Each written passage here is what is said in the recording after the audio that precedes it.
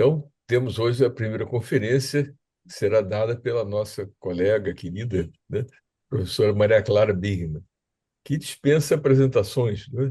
Mas vou recordar alguma coisa, né? Maria Clara, a primeira brasileira doutora em teologia pela Gregoriana de Roma, doutorou-se em 89.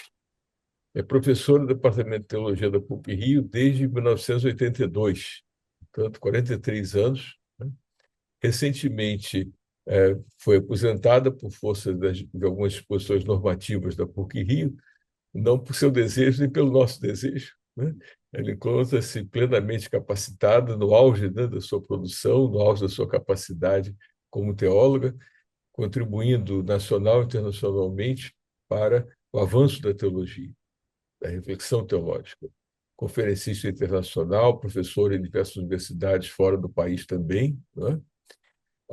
Tem publicações, uma lista extensa, muito extensa de publicações, nossa professora titular, e nós ficamos felizes em que ela, dentro da sua disposição, continua ainda a colaborar com o Departamento de Teologia, mesmo nessa condição de aposentado. Nós já pedimos, né, e já foi aprovada pelos diversos órgãos da universidade, o título de professora emérita, professora Maria Clara. Falta apenas a aprovação final do Conselho Universitário, né?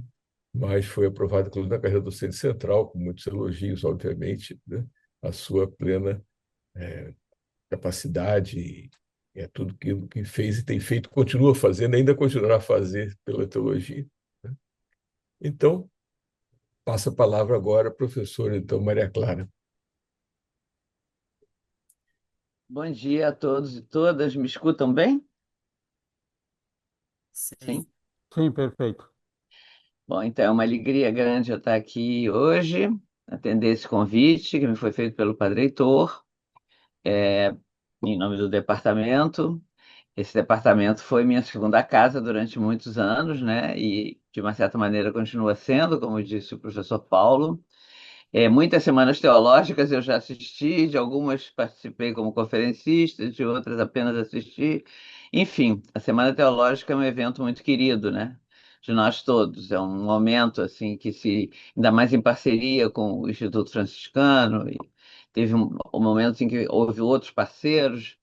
Enfim, é um evento muito importante, me parece, na vida do departamento. Então, nessa ocasião da celebração dos 1.700 anos de Nicéia, é uma honra para mim estar aqui, entre outros conferencistas que já se apresentaram e que ainda vão se apresentar.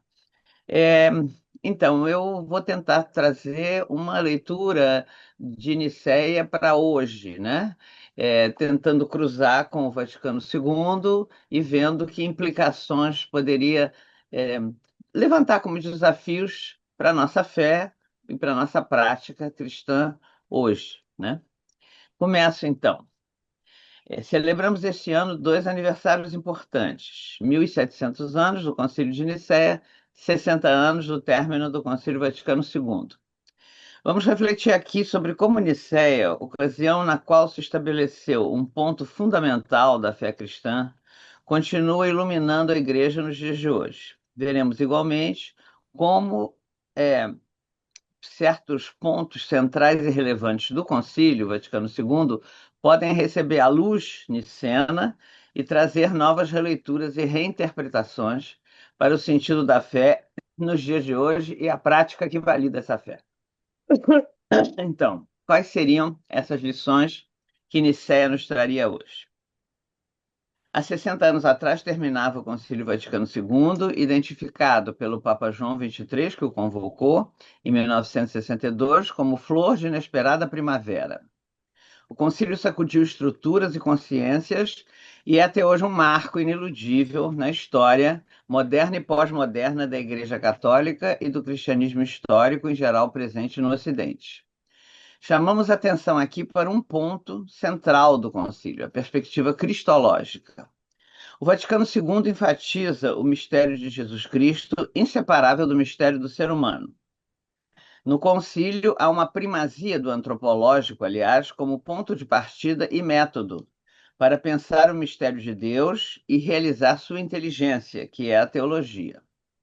Até o concílio, em pleno século XX, a igreja se movia numa perspectiva de mundo mais teocêntrica, onde Deus, o religioso, se encontravam no centro do pensar e regiam os demais campos do saber. O concílio percebeu que a modernidade que avançava e crescia nas sociedades antes teocêntricas e agora cada vez mais secularizadas apresentavam o humano como, como, é, como central, como medida de todas as coisas. A ciência e a técnica, conquistas humanas, começaram a ganhar sempre mais importância. As verdades inamovíveis da moral ancorada na religião começaram a ser questionadas. As utopias e os modelos desejados de construção e organização da sociedade, mesmo das igrejas, não eram mais vistos como perenes, mas em uma vida e um mundo dinâmico, vivo e em constante mudança, passavam a ser concebidas como sempre em movimento, tanto quanto os mesmos seres humanos que agora ocupavam o centro das preocupações da Igreja. Talvez o texto paradigmático mais importante para descrever essa perspectiva conciliar seja o parágrafo número 1 da Constituição Pastoral Gaudium et Spes. E eu leio: as alegrias e as esperanças, as tristezas e as angústias dos homens de hoje, sobretudo dos pobres e de todos aqueles que sofrem, são também as alegrias e as esperanças, as tristezas e as angústias dos discípulos de Cristo. E não há realidade alguma verdadeiramente humana que não encontre eco em seu coração, porque a sua comunidade é formada por homens que, reunidos em Cristo, são guiados pelo Espírito Santo na sua peregrinação em demanda do reino do Pai e receberam a mensagem da salvação para comunicá-la a todos. Por este motivo, a Igreja sente-se real e intimamente ligada ao gênero humano e à sua história. Note-se que esse documento, talvez o mais importante, emanado da Assembleia Conciliar, enfatiza dois pontos sobre os quais se volta preferencial e atentamente a atenção da teologia: a antropologia e a história. Para dizê-lo textualmente, com os termos da Gaudium et Spes, o gênero humano e sua história. A teologia pós-conciliar viu com clareza que só poderia se comunicar com o mundo que vivia as profundas transformações da modernidade a partir de uma centralidade antropológica, desde a qual se fazia possível dizer o divino e comunicar sua mensagem. Uma das grandes mudanças e avanços que o Concílio Vaticano II trouxe às igrejas e à teologia cristã foi, então, expor a necessária inseparabilidade entre teologia e antropologia. Falar de Deus implica necessariamente falar do humano e vice-versa. Mas quem é esse ser humano que atrai tanta atenção e influencia a prática da igreja? Trata-se de alguém aberto em todas as direções, porque existe a partir da relacionalidade e não apenas da racionalidade solitária.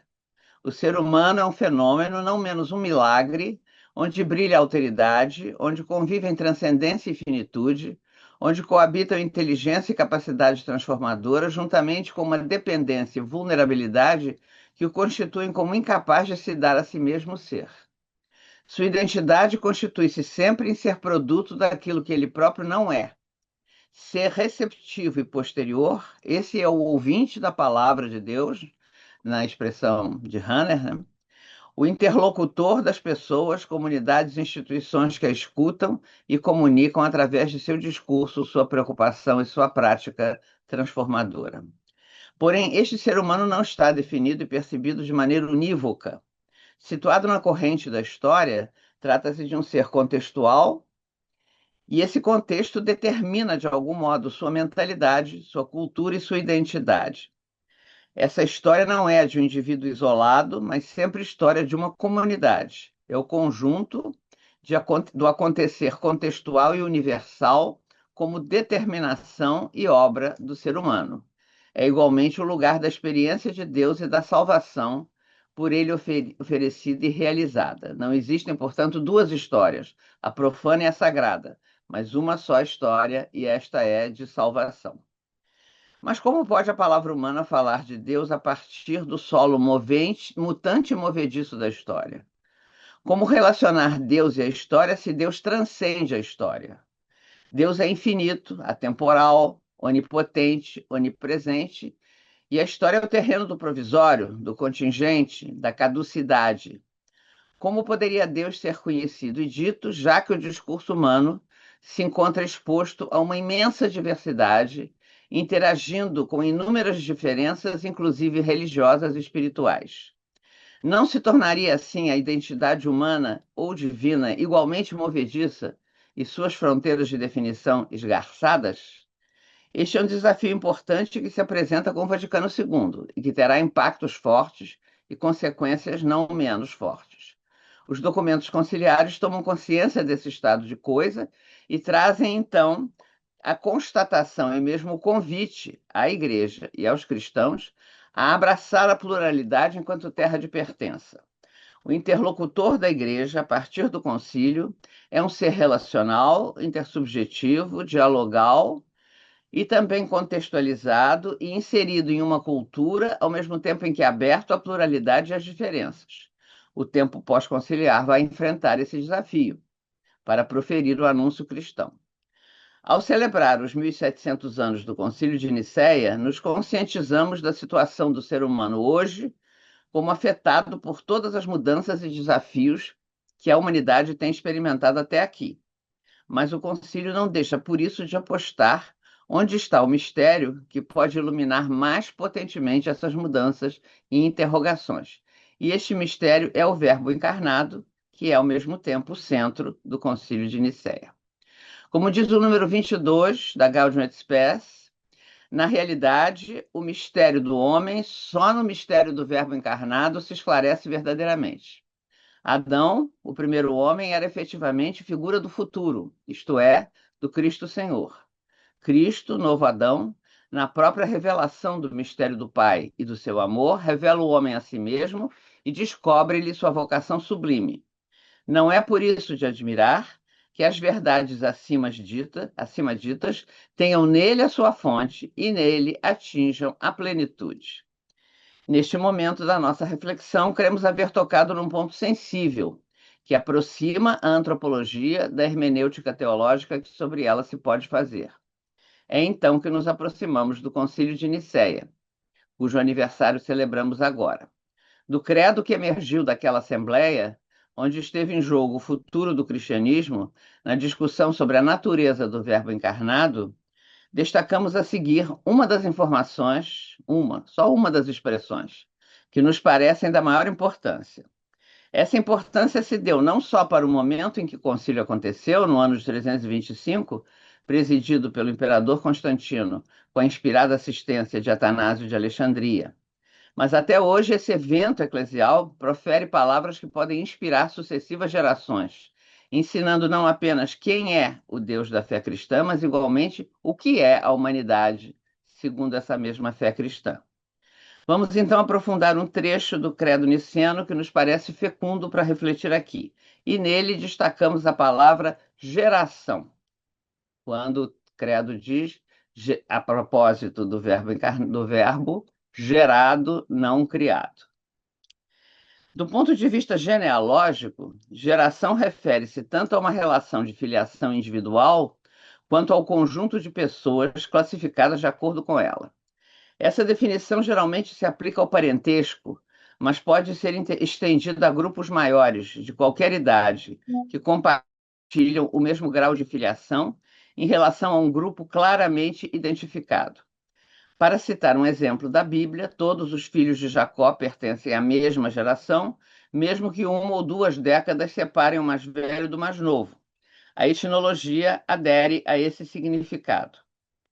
A revelação de Deus nas escrituras judaicas e cristãs o apresenta como criador, autor e amante da vida. O relato da criação demonstra o afeto e o cuidado desvelados de Deus pela terra, que é o espaço onde acontece a vida, e a vida cresce e se reproduz. Além de iluminar a terra com as luzes do firmamento, ele a povoa de vida em uma imensa diversidade de formas e espécies. A criação de Deus, portanto, é amiga da vida, e seu único propósito é que a vida se propague a partir de sua origem divina, que é vida em si mesma. Deus é o ardente amante da vida, dirá o livro da sabedoria, no capítulo 6. O plano divino é para a vida e não para a morte. Portanto, todo e qualquer ataque ou negligência com relação à vida não provém de Deus. Mais do que isso, Deus é a vida em si mesmo. Tudo que o leva à morte ou à diminuição de vida não tem identificação com Deus. O mesmo acontece com a esterilidade e a desertificação que hoje atingem toda a criação, inclusive a humanidade. Existe uma história de amor entre o Criador e sua criação. O livro do Gênesis diz que, eu cito, no princípio Deus criou o céu e a terra. Ou no princípio de todas as coisas, Deus criou o céu e a terra. Na fundação do mundo, portanto, no princípio de todas as coisas, Deus cria o universo, o céu e a terra. Estas palavras com as quais a Bíblia começa apresentam duas importantes verdades de fé. Primeiro, o céu e a terra, ou o universo físico, tiveram um começo. Segundo, ambos foram criados por Deus.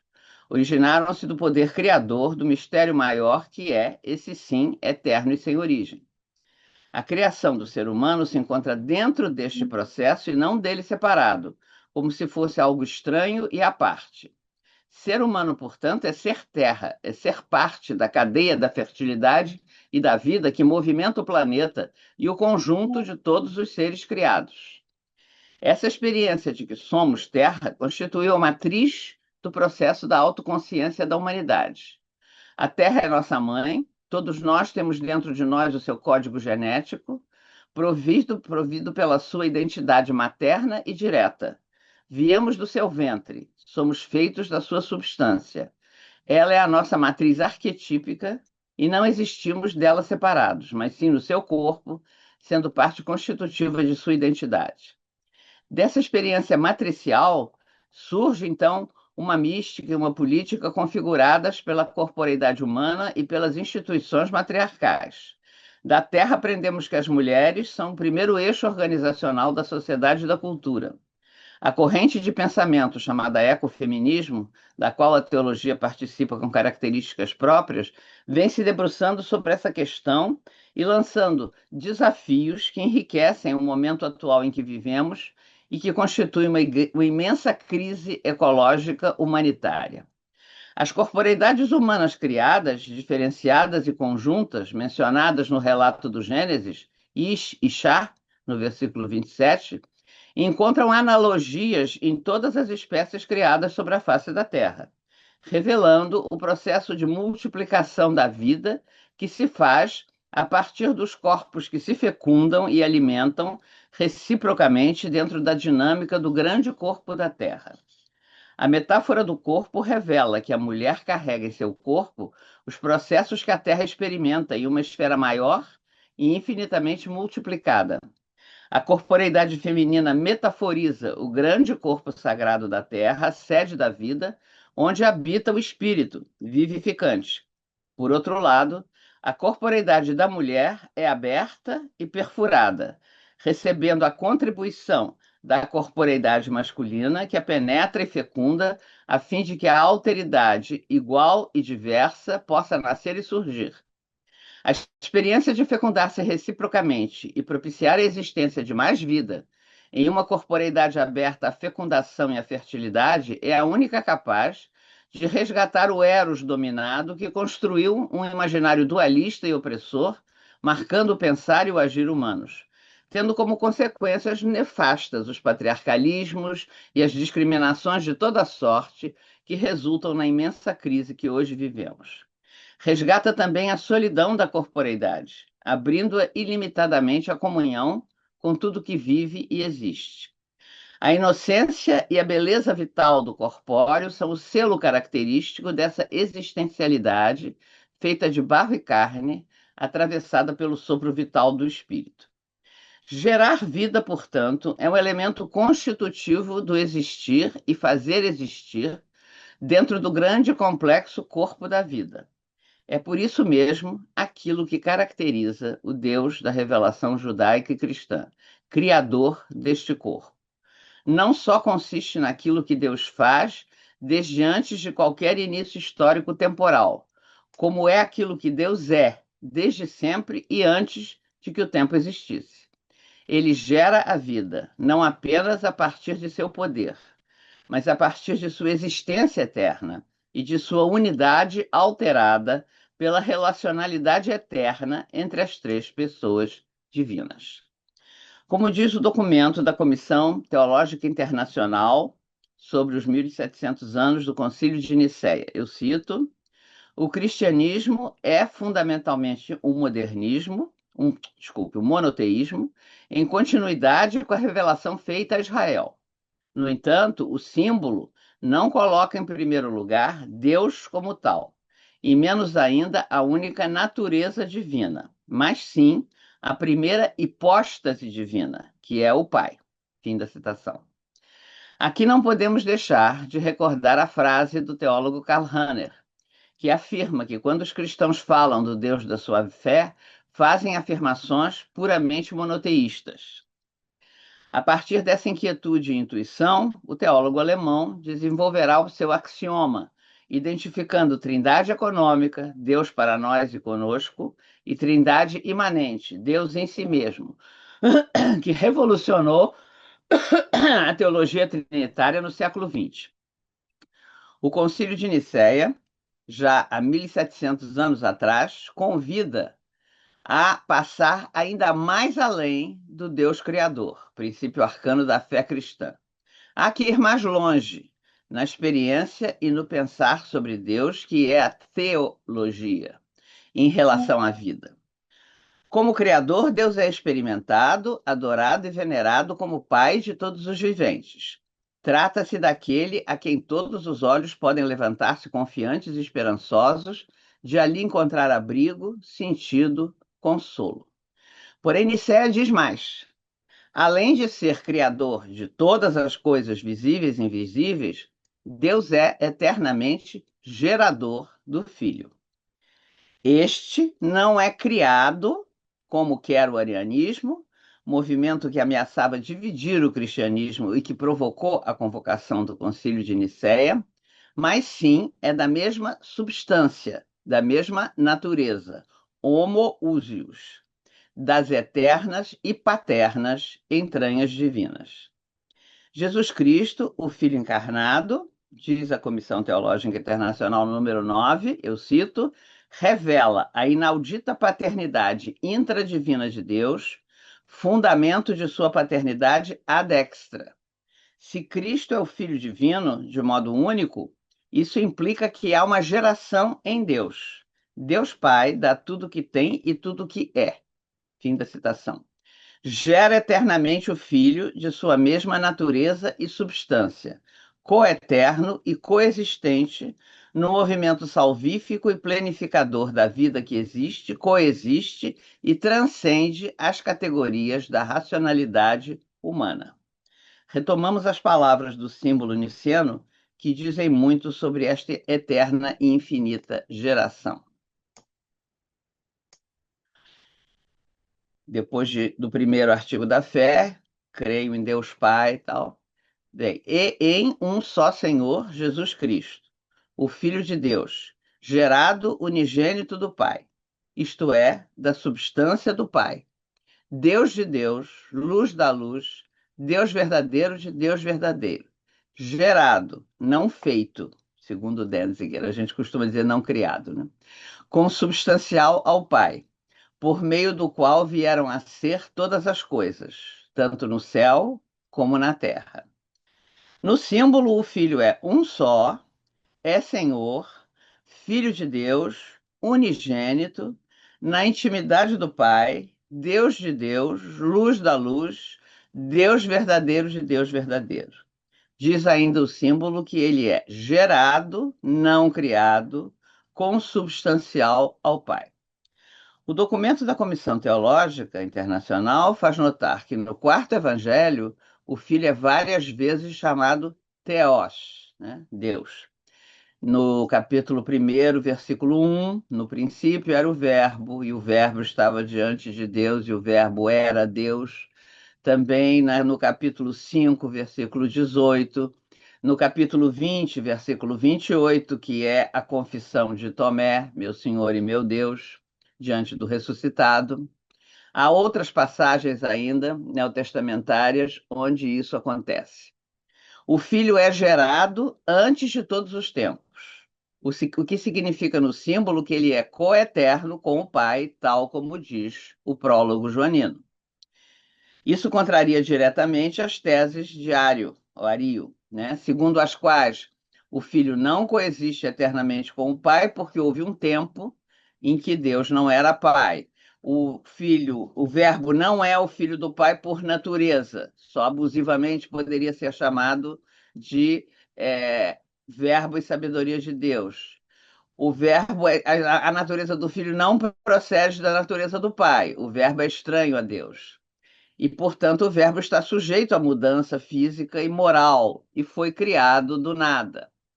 Essas são as teses que, grosso modo, consistiam no movimento de Ario.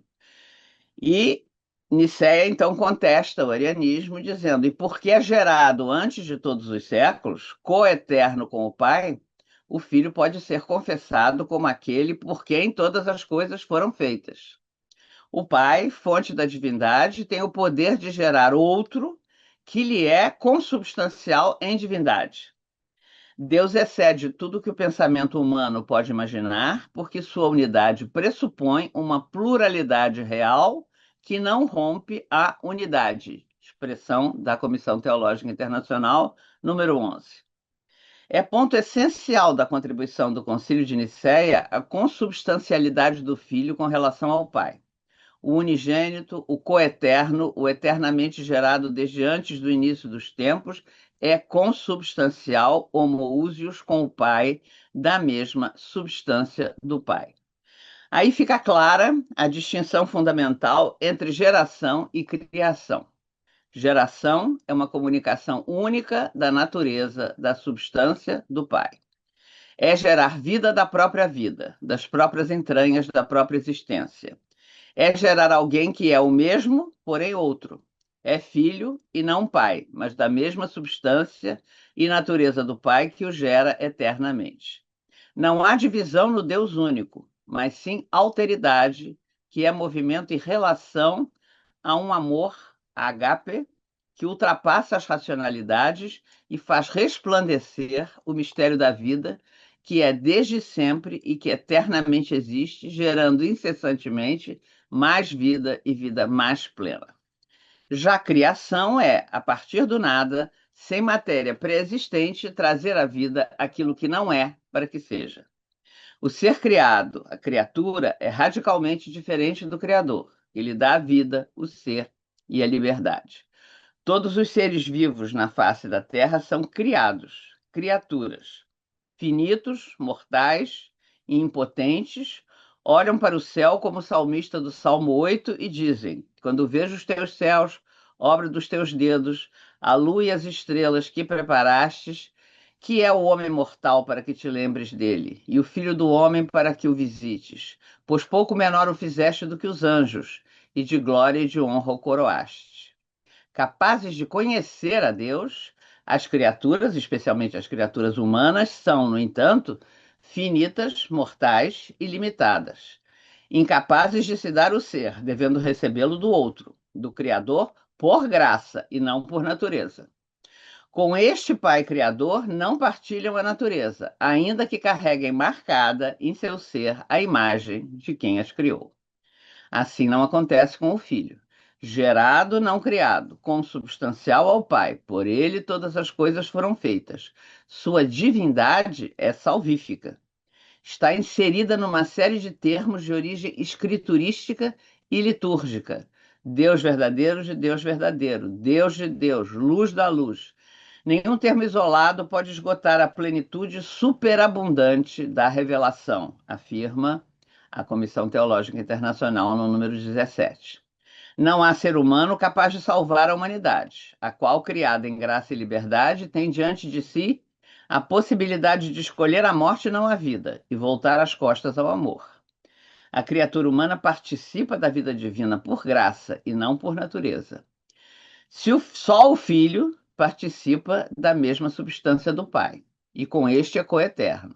Só o unigênito, eternamente gerado desde antes do início dos tempos, é Salvador, pois apenas ele é consubstancial ao Pai. E, embora na encarnação assuma a natureza humana com todas as suas consequências, não se torna por isso criatura, mas permanece sendo inseparavelmente de natureza divina e de natureza humana, sem confusão nem separação.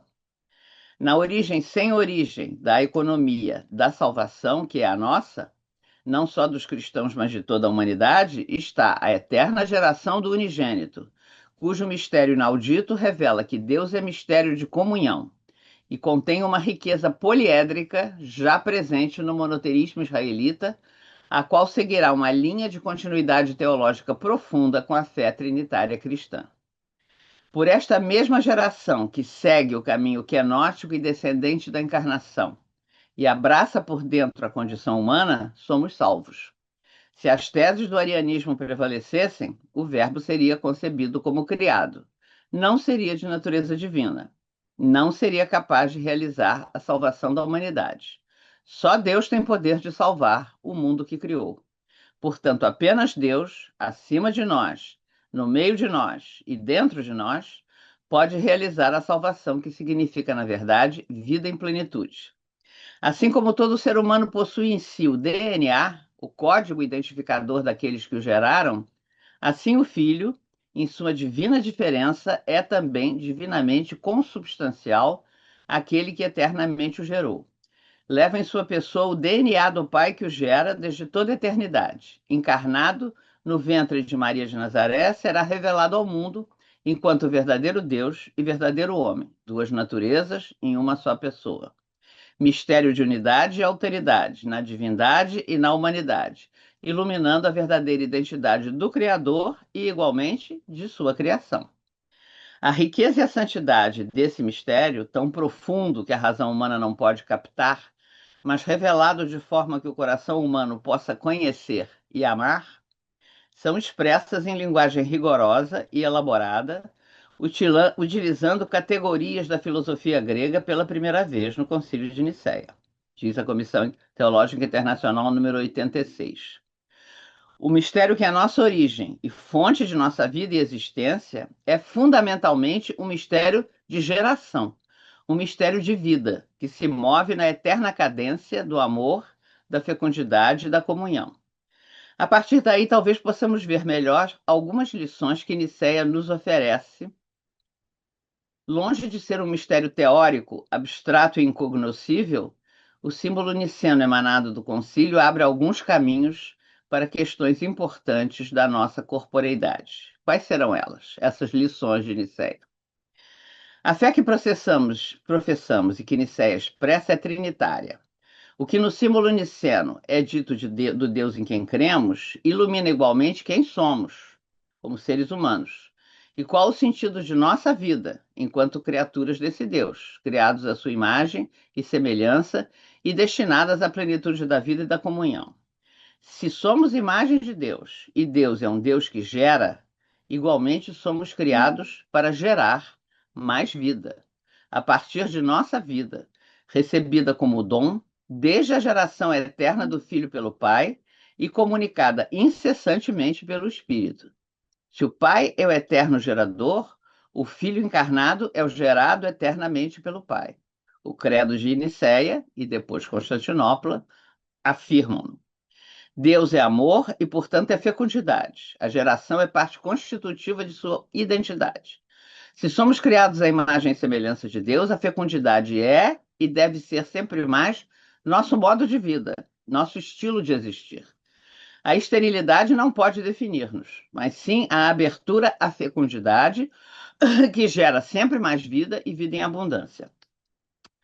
Como afirmado acima, não se quer dizer que a geração biológica, na maternidade ou paternidade biológicas, é o único caminho possível para o ser humano viver.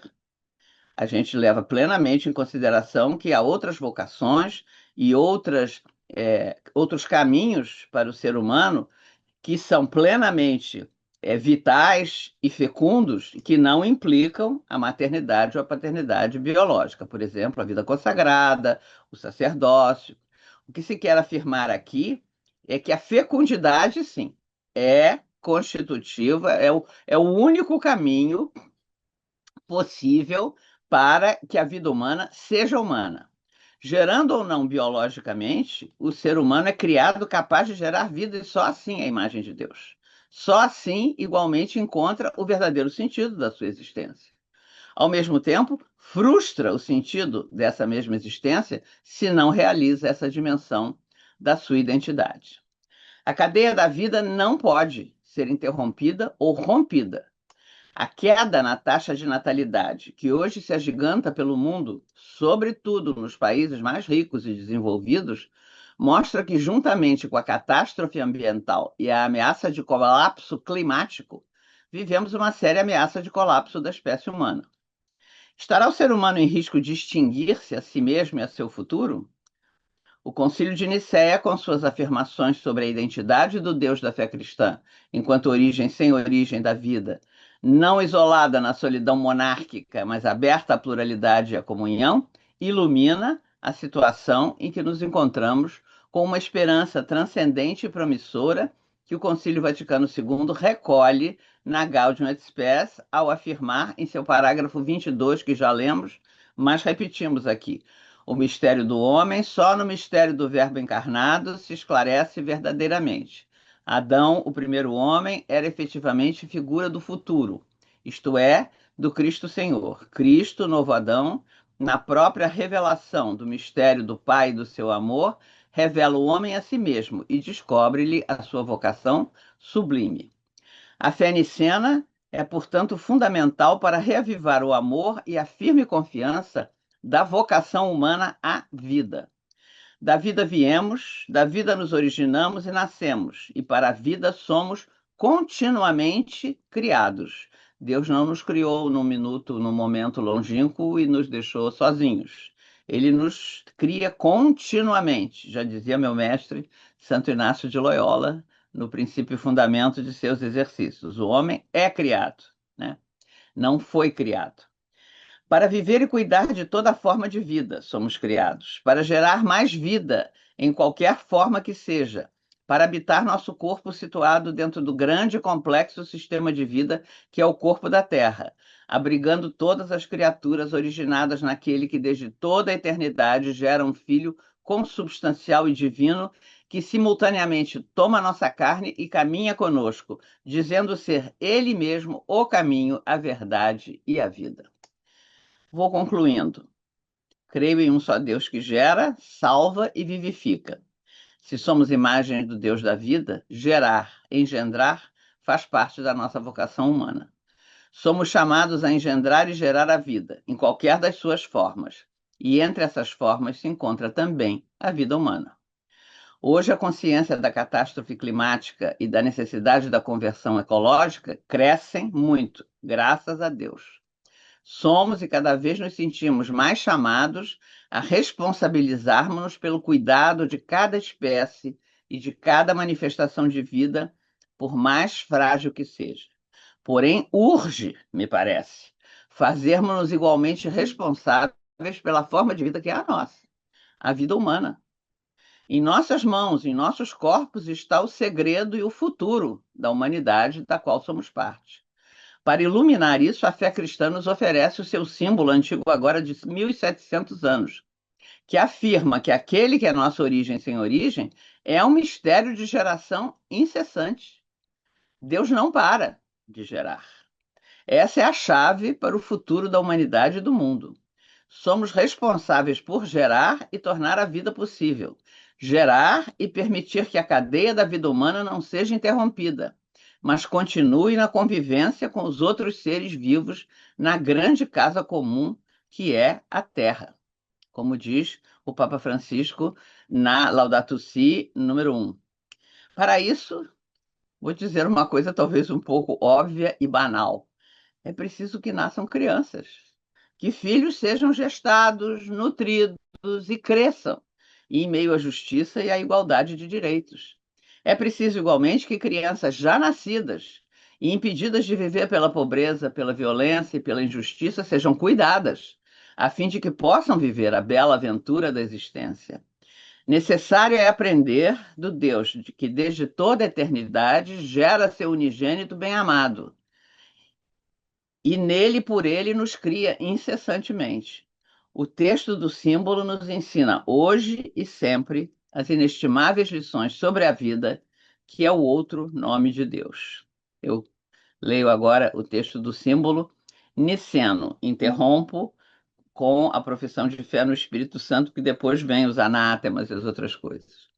Cremos em um só Deus, Pai onipotente, artífice de todas as coisas visíveis e invisíveis.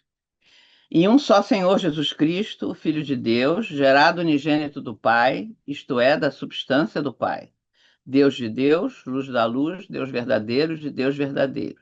Gerado, não feito, consubstancial ao Pai, por meio do qual vieram a ser todas as coisas, tanto no céu como na terra. O qual, por causa de nós homens e da nossa salvação, desceu e se encarnou, se humanou, padeceu e ressuscitou ao terceiro dia, e subiu aos céus, havendo de vir julgar os vivos e os mortos, e no Espírito Santo. Muito obrigada.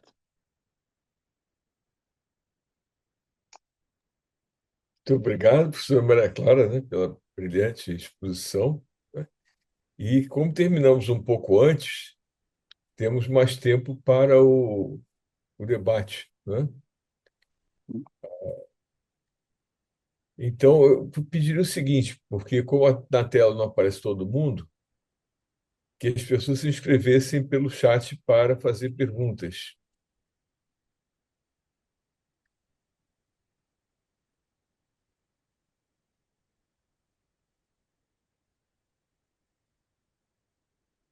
Estamos aqui aguardando.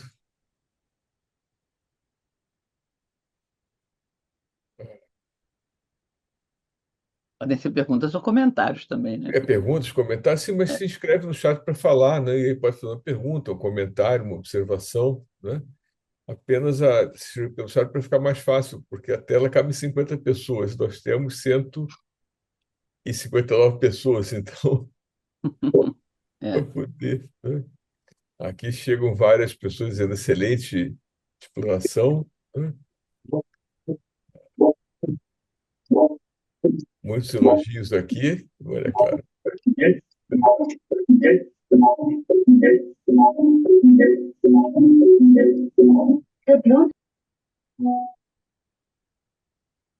Pronto. Bom, Rose, então pode falar, Rose. Desculpe o barulho, Está fazendo desligar eco. acelerado. Está Peraí, tá fazendo tendo- eco. É. Só um minuto. Pega pelo celular, às vezes é melhor.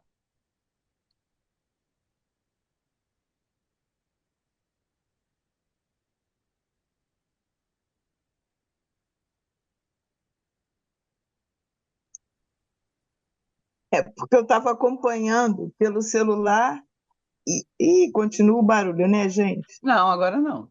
Eu, pelo menos, escuto sem Deixa eu barulho. fechar minha porta, então. Não, não, não tem barulho.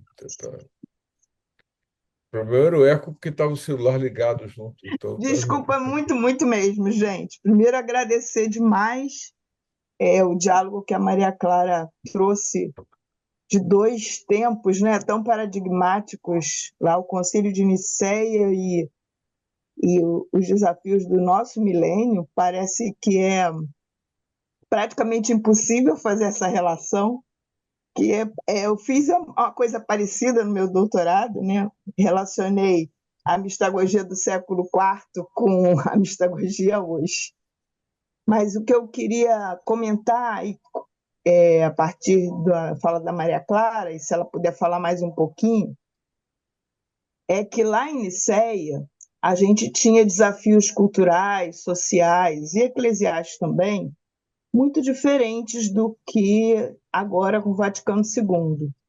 E você conseguiu fazer uma repercussão dos, da, do credo, né? O que o credo traz para a gente hoje como missão e testemunho, e o quanto isso dialoga com o Vaticano II. Então, primeiro, agradecer muito essa repercussão, porque é muito comum a gente ter apenas o estudo teórico sem as consequências, né? E você fez esse desdobramento, né? A ponto de motivar a maternidade, a paternidade extensa, né? Então, não sei, se puder dar mais uma palavrinha, porque eu acho que é tão relevante, mas já agradeço por tudo que você trouxe até aqui. Então, Rose, quando o padre Heitor me deu essa missão de falar sobre o Concílio de Nicéia, que é uma missão assim grave, né?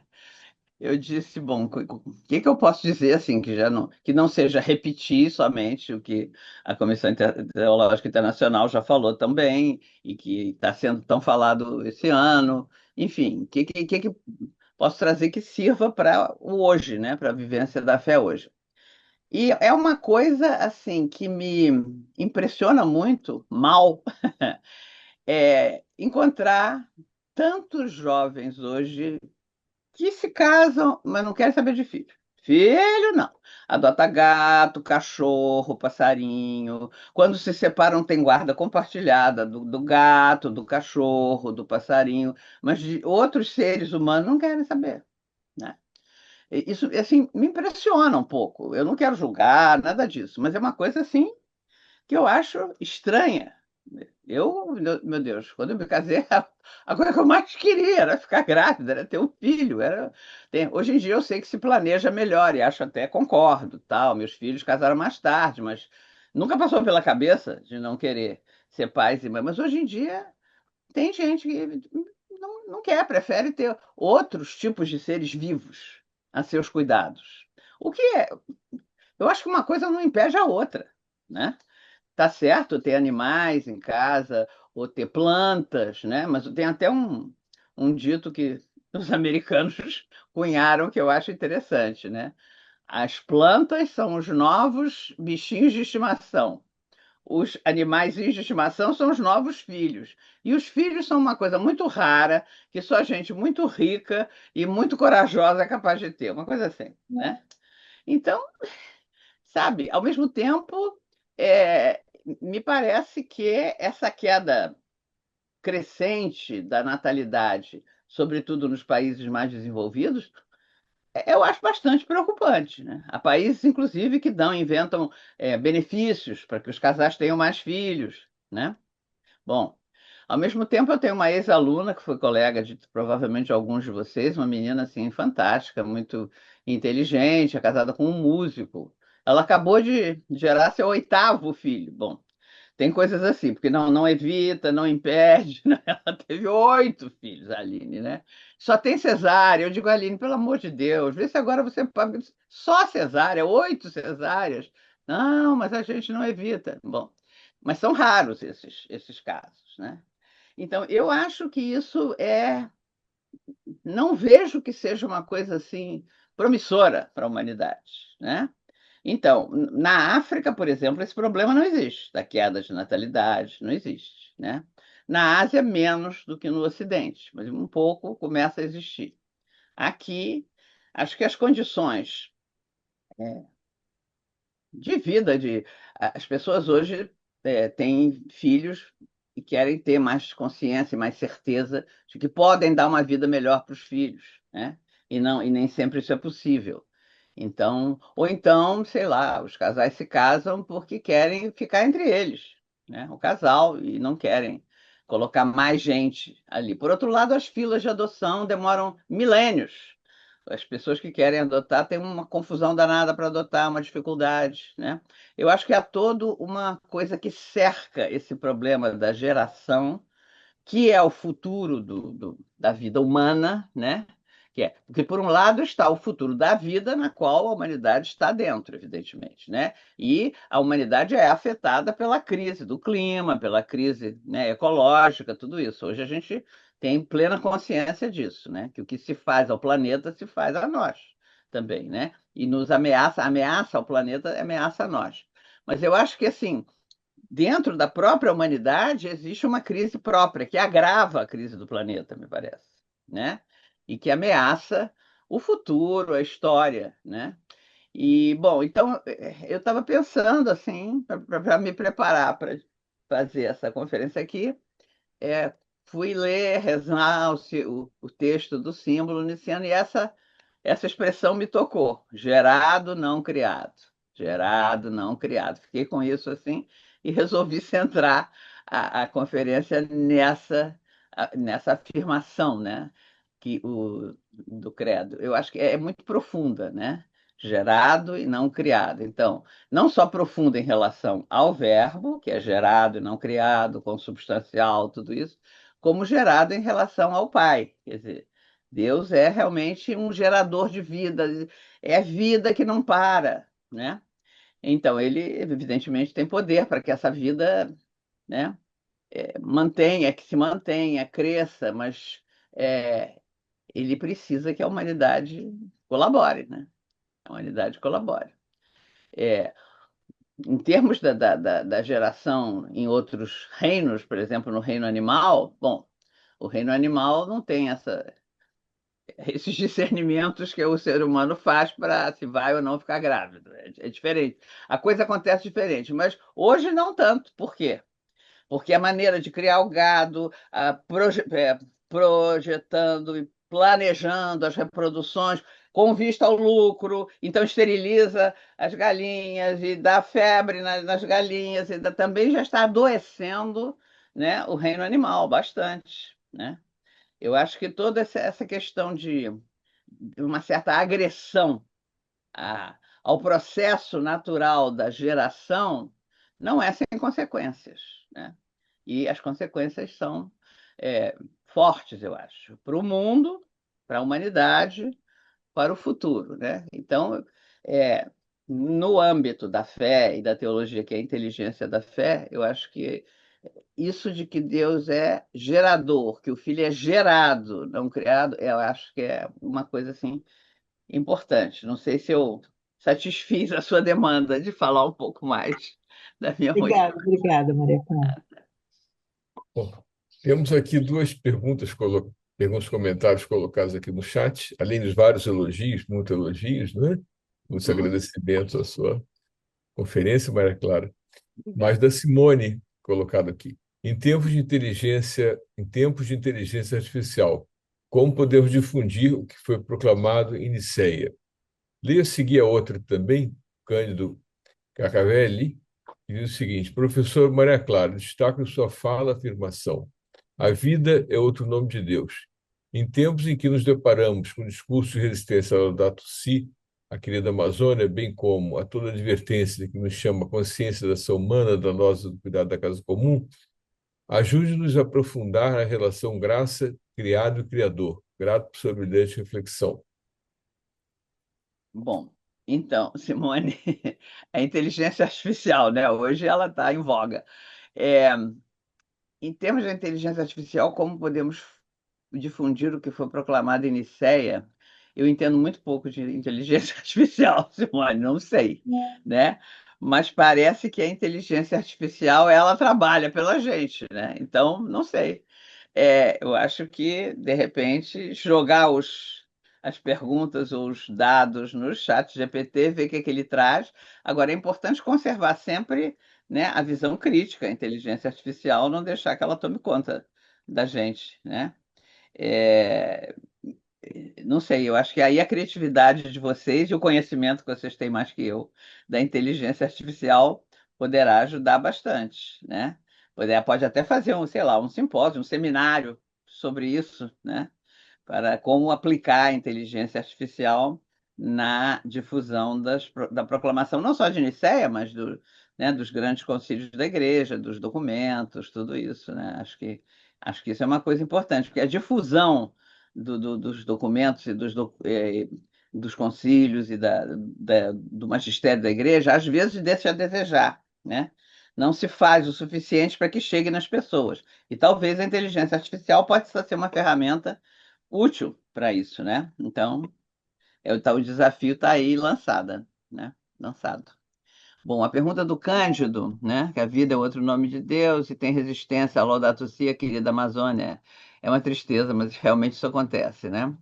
É, a relação graça, criado e criador. Bom, então, os negacionistas vão sempre existir, né? Não tinha gente que negava a pandemia, negava, dizia que era uma gripezinha, um resfriadinho, e não se tratava, não tomava vacina, boicotava a vacina, né?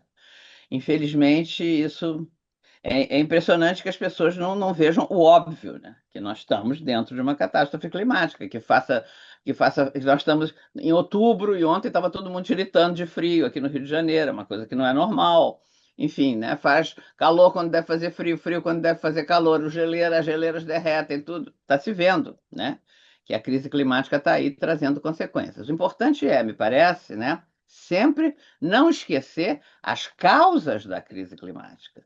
A crise climática não acontece por geração espontânea, acontece porque os sistemas que regem a humanidade e a Terra são sistemas iníquos, que visam o lucro e a ganância e que atropelam a natureza, né? Para satisfazer, então, podam as florestas, desmatam, desertificam os lugares férteis, poluem os rios. Bom, então e realmente as primeiras vítimas são os mais vulneráveis e os mais pobres. É isso que o Papa Francisco chamou atenção sem cessar na Laudato Si, na Laudate Deum, na querida Amazônia, né? Em todos esses documentos, né? Eu acho que a gente tem que continuar difundindo, conversando, dialogando, apresentando. Fizemos um simpósio, né, para o esse ano, que gerou 5 livros, né? Então ninguém pode se queixar de falta de material. Tem material aí abundante para debater, pensar, rezar, estudar, né? Porque é uma coisa que realmente é muito séria e muito importante, né? E horas intermináveis de áudios para serem Horas ouvidos. intermináveis de áudios também, enfim, tem muito material para trabalhar sobre esse tema que é realmente fundamental, né? É. Em relação à graça, criado e criador, então, me parece que é uma coisa central, né, da fé cristã, que nós somos a imagem e semelhança de Deus, né? Mas nós somos, por graça, o que o Filho é por natureza. É isso, né? Ele é o unigênito, é o gerado desde toda a eternidade, é da mesma substância do Pai, né? Nós somos criados, né? Temos em nós a centelha divina, a imagem divina, né? Mas não somos da mesma substância, da mesma natureza que o Pai, né? Por graça somos chamados à comunhão com o Filho e com o Pai. Mas então é isso. Conosco funciona a economia da graça, né? Na Trindade imanente funciona a economia da consubstancialidade, né? Eu acho que é essa um pouco a diferença, né? Então, Deus é gerador eterno do Filho unigênito e é também criador nosso de tudo que existe, né? Deixa eu ver aqui depois. A Tem irmã mais. Cláudia Souza também Ah, colocou um comentário, uma pergunta. ah. Obrigado, professora Maria Clara, maravilhosa iluminadora de sua aula e trazer ao conhecimento e ao esclarecimento da importância e fecundidade no âmbito antropológico do feminismo. O que você diz para as mulheres que lutam para dar uma vida digna a seus filhos, mediante as políticas públicas, e o que diz o texto do Concílio de Nicéia? Grata, você é uma inspiração para a nossa igreja. Obrigada, irmã Cláudia. Então, eu tenho pensado muito sobre isso, né? Sobre a questão das mulheres, sobretudo a questão do corpo das mulheres. Eu vejo no corpo das mulheres, né? Quer dizer, não sou eu que vejo, muita gente mais ilustre já viu antes de mim. Tem uma analogia muito clara com o corpo da terra. Tem ciclos, quando é acarinhada e bem tratada e plantada, dá frutos, quando é agredida, se esteriliza. Isso acontece também com o corpo da mulher, né? E do seio da terra nascem os frutos, né? Que vão alimentando, gerando outros frutos. Essa é a cadeia da vida, né? E na mulher está esse mistério, no corpo do feminino está a sede dessa vida, né? Por isso é que eu acho tão grave, bom, por um lado, que o número de feminicídios aumente exponencialmente, é uma coisa apavorante. O primeiro, o campeão é o México. O México, como eles dizem, somos um cemitério com himno nacional. É impressionante o número de feminicídios no México, mas nós estamos em segundo lugar, somos vice-campeões, né? Com a pandemia cresceu bastante o número de feminicídios. É preciso se estudar mais teologicamente até o feminicídio. O feminicídio é diferente do homicídio. A mulher é morta por ser mulher. É isso. É ódio à mulher, né?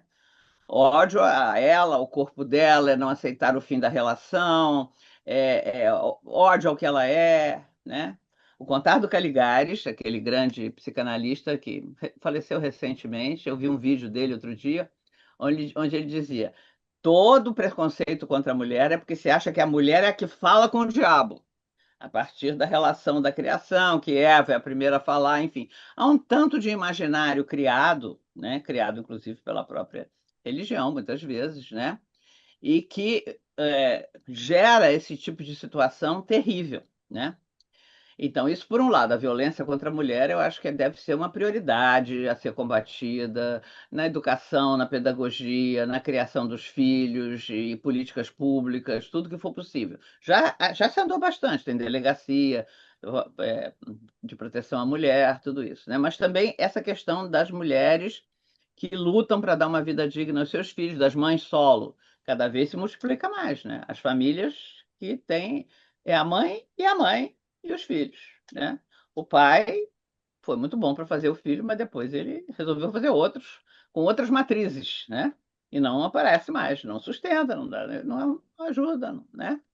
Isso é uma situação que a gente vê, infelizmente, com muita frequência, né? E, bom, por um lado, eu acho que as mulheres são bravas, são corajosas, lutam pelos filhos, a gente vê tantas aí, levando famílias adiante sozinhas, né? Mas me parece que nunca é demais ajudar essas mulheres, incentivá-las, fazê-las pensar, fazê-las realmente, empoderá-las, para elas poderem assumir suas vidas de maneira mais forte, consistente, né? Porque a mulher tem atrás de si, e dentro de si, e atrás de si, outras vidas que dependem dela, né? Então, a gente chama, na noção clássica de família, chama-se o pai, é o provedor. É o provedor, mais ou menos. A provedora é a mãe, né? É a provedora de vida, é a provedora de carinho, é a provedora de cuidado, é a provedora de leite, que é o primeiro alimento, é a provedora de depois arranjar como alimentar os filhos, enfim, de tirar o pão da própria boca para dar para o filho. Então, né? Me parece que isso aí é um ponto doloroso e importante das, da nossa situação hoje, né? Como mundo, como família e como igreja, né? Como igreja. Eu achei encantador uma situação do Papa Francisco, que tinha um monte de mães jovens, né? E os meninos chorando loucamente, e ele interrompeu a liturgia e disse: por favor, podem dar de mamar, ninguém se importa porque está na igreja, não. Eles estão com fome, pode dar de mamar, né? Então, maior conscientização sobre a importância da amamentação, tudo isso já tem passos dados, evidentemente, mas eu acho que são necessários mais ainda, né? Nunca será demais apoiar as mulheres, porque elas são mesmo realmente o coração da vida humana, e dentro da igreja são a maioria, né? Isso eu duvido da boca de Dom Erwin Kreuzler, em Aparecida. Gente, nós precisamos dizer uma palavra de alento para as mulheres. Se as mulheres vão embora, o que que a gente vai fazer? Acaba a igreja, realmente, né? As mulheres são as que carregam realmente a igreja, né? Mas, então, alguém está comentando aqui dessa analogia entre a Terra e as mulheres. Tem um artigo meu na Perspectiva Teológica de 2021 sobre isso. Eu trabalhei isso e continuo refletindo sobre isso, que eu acho uma coisa importante. Não, porque, em geral, o feminismo é meio patrulhador, né? Então, se você incentiva a maternidade, não é feminista, bom, eu não me importo de não ser chamada de não feminista. Eu acho que o feminismo tem coisas excelentes, foi uma revolução necessária, mas em certos pontos ele mentiu para as mulheres. Isso quem diz não sou eu, é Camille Paglia, uma feminista engajadíssima e muito consciente. Ela diz: o feminismo mentiu para as mulheres, dizendo que elas deixassem a maternidade de lado e fossem cuidar da vida profissional. Aí, quando elas quiseram ser mães, não conseguiam parceiro, não conseguiam mais biologicamente, o corpo não dava mais filho. Então, é uma mentira dizer que a mulher não necessita dessa, dessa experiência para que só necessita da carreira, só da experiência profissional e do salário. Não, não é verdade isso, né? A mulher tem uma corporeidade que é feita para isso e ela quer isso, deseja isso, realiza isso de uma maneira ou de outra, né? Como eu disse, não necessariamente só em termos biológicos. A gente conhece muitas mulheres que não são casadas, que não têm filhos, mas que têm um monte de filhos ao redor e que geram uma vida impressionante ao redor delas, religiosas. Meu marido, quando trabalhou na Fundação Pórticos, percorria esse Brasil de norte a sul, ficou convertido às religiosas, dizendo que elas faziam com pouco dinheiro, faziam milagres realmente, e, enfim, pegavam as crianças que não tinham quem cuidasse delas, tudo isso é maternidade. Eu, com os alunos, eu sinto que eu vivo uma outra forma de maternidade, né? Cada galalau, né? Ou cada homem de voz grossa, mas eu sinto que a gente é meio mãe, né? Desde ali gera, bom, mães e pais, né? Quando você gera uma tese de mestrado, de doutorado, você exerce isso, você gera vida, né? O professor é gerador de vida. Enfim, eu acho que a gente tem que redescobrir e aprofundar cada vez mais toda essa dimensão que nos faz mais semelhantes a Deus, né? Ao Criador. Que mais? Acho que agora estamos, né? Na hora. Bom, não temos mais perguntas, comentários. Para assim, não sei, para leitor, Sim, antecipamos o intervalo, como sim, fazemos? podemos sim, Paulo. Tranquilo, tranquilo. Quero, então, agradecer imensamente à professora Maria Clara pela sua brilhante exposição.